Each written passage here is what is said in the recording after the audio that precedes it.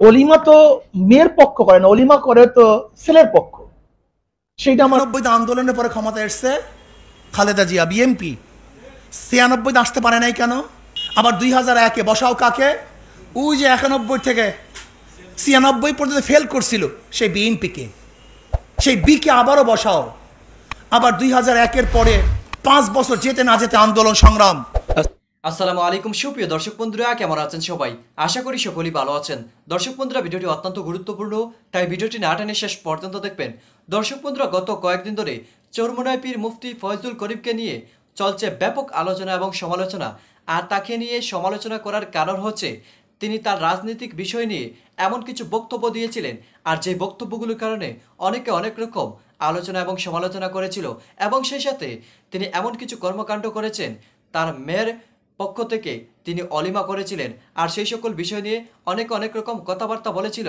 অনেকে বলেছিল বরের পক্ষ থেকে অলিমা হওয়ার কথা, কিন্তু মুফতি ফয়জুল করিম কিভাবে তার মেয়ের পক্ষ থেকে অলিমা করেছেন। তো দর্শক বন্ধুরা, এবং সেই সাথে তিনি দুই রাজনৈতিক দলকে নিয়ে এমন কিছু বিশ্লেষণ করেছেন, আর তিনি বিশ্লেষণ করে তিনি এমন কিছু কথাবার্তা বলেছেন। তিনি বলে যাচ্ছেন বিএনপি থেকে আওয়ামী লীগ দল শতগুণে ভালো, এবং তিনি সেই সকল বিষয়ের কিছু বিশ্লেষণ করেছেন। আপনারা মুফতি ফয়জুল করিমের সেই বিশ্লেষণকৃত কথাগুলো শুনলে অবশ্যই বুঝতে পারবেন তিনি কিভাবে আওয়ামী লীগের পক্ষে জয়গান গেয়ে যাচ্ছেন। তো দর্শক বন্ধুরা, এবং সেই সাথে তার মেয়ের অলিমাকে কেন্দ্র করে তিনি অত্যন্ত গুরুত্বপূর্ণ কিছু কথা বলেছেন। আপনারা সেই কথাগুলো শুনলে সেই সকল বিষয়গুলো বুঝতে পারবেন। তো দর্শক বন্ধুরা, অবশ্যই ধৈর্য সহকারে পুরো ভিডিওটি দেখবেন, তাহলে এই সকল পরে ক্ষমতা এসছে পরিপূর্ণ বুঝতে পারবেন। খালেদা জিয়া বিএমপি। ৯৬ আসতে পারে নাই কেন? দুর্নীতি, চুরি, ডাকাতি, লুট, ন্যায় বিচার নাই। বসাও ৯৬-তে এই বর্তমান ক্ষমতাসীন আওয়ামী লীগকে, ২১ বছর পর ক্ষমতা এসছে। আবার ২০০১-এ ক্ষমতা যেতে পারে নাই কেন? কারণ চোর, ডাকাত, লুটপাট, জুলুম, অত্যাচার, অবিচার। আবার ২০০১-এ বসাও কাকে? ওই যে ৯১ থেকে ৯৬ পর্যন্ত ফেল করছিল সেই বিএনপিকে, সেই বিকে আবারও বসাও। আবার ২০০১-এর পরে ৫ বছর যেতে না যেতে আন্দোলন সংগ্রাম। আবার ২.৫ বছর ছিল কারা? উর্দিপরারা। কেন যেতে পারে না কেন ক্ষমতায়? খাম্বা কেস, ট্রান্সফার কেস। আপনারা শুনেছেন, দেখেছেন, জানেন, অনেক ছেলে তো জন্ম হয়নি। ২০০১-এর থেকে ২০০৫ পর্যন্ত শুধু আমরা শুনতাম একজন পুলিশ ট্রান্সফার করতে এত টাকা, দারোগা ট্রান্সফার করতে এত টাকা, হাওয়া ভবন, হাওয়া ভবন, হাওয়া ভবন। প্রতিদিন পত্রিকার মধ্যে, নেটের মধ্যে শুধু কি হাওয়া ভবন, হাওয়া ভবন, ট্রান্সফার কেস, খাম্বা কেস। হটাও, আবার হটাও বিএনপি, বসাও আবার কাকে? ওই চোর, ওই ডাকাত, ওই জালেম, ওই অত্যাচারী, ওই খুনি, ওই গুণী। না, এদেরকে আর বসাতে আমরা চাই না। ইসলামী ছাত্র আন্দোলনের প্রত্যেক ছেলেকে বলবো, দায়ী হও, দায়ী হও। দাওয়াত দিতে হবে, এই সমাজটাকে রক্ষা করতে হবে। সব লুটপাট হয়ে যাচ্ছে, সবাই মিথ্যা কথা বলে। প্রাইম মিনিস্টার সে যদি বলে আমরা জনগণের ভোটের মাধ্যমে ক্ষমতা এসেছি, জনগণের মধ্যে ভরসা, অথচ বাংলাদেশের প্রত্যেকটা মানুষ জানে, তারাও জানে তারা কিভাবে ক্ষমতা আসছে।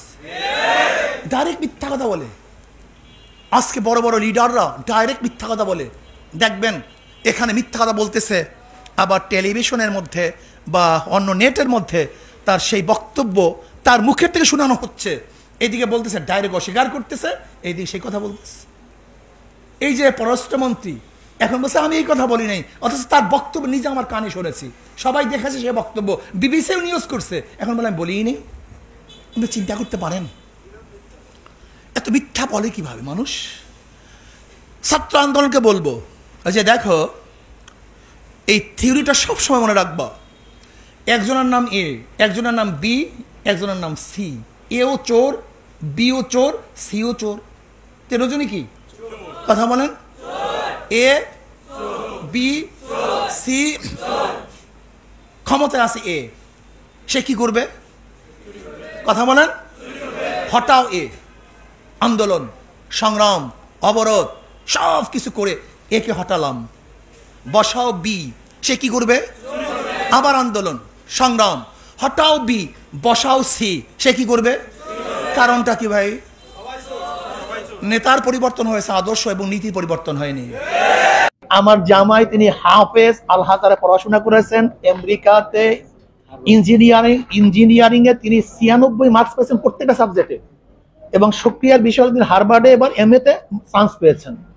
আমার জামাই প্রতি বছর, সেখানে তো আমেরিকায় বছর হিসাবে বেতন হয়, এখন যে মোটামুটি তিনি যে জব করেন তাকে 1,20,00,000 টাকা প্রতি বছর তিনি বেতন পান আমার জামাই।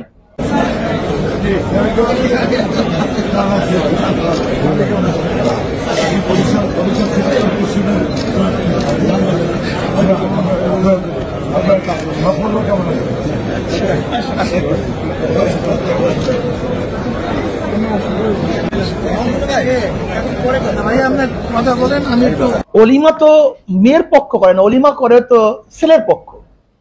সেটা আমার বেয়াই আঞ্জাম দিয়েছে। আমার বেয়াই তিনি আমেরিকার জামাইকা মসজিদের প্রতিষ্ঠাতা, সেখানের খতিব, মুসলিম সেন্টারের তিনি সেখানের প্রধান। আমার বেয়াই তিনি একজন ভালো ধনাঢ্য ব্যক্তি। আমার জামাই তিনি হাফেজ আল হাজারে পড়াশোনা করেছেন, আমেরিকাতে ইঞ্জিনিয়ারিং এ তিনি 96 মার্কস পেয়েছেন প্রত্যেকটা সাবজেক্টে, এবং সক্রিয়ার বিষয়ে তিনি হার্ভার্ডে এবার এমএ তে চান্স পেয়েছেন। আমার জামাই প্রতি বছর, সেখানে তো আমেরিকায় বছর হিসাবে বেতন হয়, এখন যে মোটামুটি তিনি যে জব করেন তাকে 1,20,00,000 টাকা প্রতি বছর তিনি বেতন পান আমার জামাই। আমার বেয়ারও তো কয়েকটা বাড়ি আছে বরিশালে, ঢাকাতে। আমার বেয়া একজন প্রতিষ্ঠিত লোক। আসলে এই কথা আমি বলতে চাইছিলাম না, কিন্তু যেহেতু প্রশ্ন করেছেন, সেখানে শোনেন, ব্যাপারটা হয়েছে অলিমায় আমি 1 টাকাও খরচ করিনি। সেখানে বাংলাদেশের ঢাকাস্থ সমস্ত পত্রিকার সম্পাদকদেরকে এবং চিফ রিপোর্টারদেরকে দাওয়াত দেওয়া হয়েছে। বরিশালেও আলহামদুলিল্লাহ সেখানে আসছেও, আমাদের অনেক সাংবাদিকরা সেখানে ছিল। আমাদের মতিউর রহমান সাহেব ছিলেন মানব জমিনের, আমাদের ইনকিলাবের সম্পাদক সাহেব ছিলেন, বাউদ্দিন সাহেব ছিলেন। বরিশালে প্রশ্ন করছি, আমি বরিশালে কিছু সাংবাদিকের দাওয়াত দিয়েছিলাম, কিন্তু যেহেতু অনেক দূরে, তারা বলেছেন নির্বাচন পিরিয়ড সবার যাওয়া সম্ভব না। আমি অনেককেই দিয়েছি, মনে হয় এখানে হয়তো বা 2 একজন সাক্ষী দিবেন, আমি দিয়েছিলাম, কিন্তু যেতে পারে নাই। আর যেহেতু বরিশাল, আর বরিশালের সাংবাদিকদের সাথে তো আমার অনেক বেশি মহাব্বত, অনেক ভালোবাসা। আমি সবসময় তাদেরকে ডাকি, তারাও আমাকে ডাকে, তারা কাছে পেতে চায়। আমি সেহেতু সাংবাদিকদের সাথে বৈরিতা আছে এই কথা ঠিক না, হয়তো অনেক দূরে থাকার কারণে এবং হঠাৎ হওয়ার কারণে, মানে দাওয়াতটা একটু দূরে হওয়ার কারণে, আর নির্বাচন একেবারে কাছে আসার কারণে হয়তো দাওয়াত দিতে পারিনি, এইটা হলো কারণ। আর আরেকটা হলো মৃত্যু ব্যয়। দেখেন, আমার ব্যয় যেখানে অনুষ্ঠান করেছেন সেটা কিন্তু মধ্যবর্তী এক সেন্টার, না হাই কোয়ালিটি না লো কোয়ালিটি। অফিসার্স ক্লাব কিন্তু খুব হাই কোয়ালিটি না, সেটা কিন্তু মধ্য ক্লাসে অফিসার্স ক্লাবটা, এবং সেখানে প্রায় 1 থেকে 1200 মানুষ খেয়েছে। তার মানে ওই কজন রাজনীতিবিদ কিন্তু দাওয়াত পায় না, আরো অনেকে দাওয়াত পেয়েছে। যেহেতু তারা রাজনীতিবিদ, তারা ফোকাস হয়েছে, তার মানে তারাই শুধু অংশগ্রহণ করছে, ব্যাপারটা এরকম না।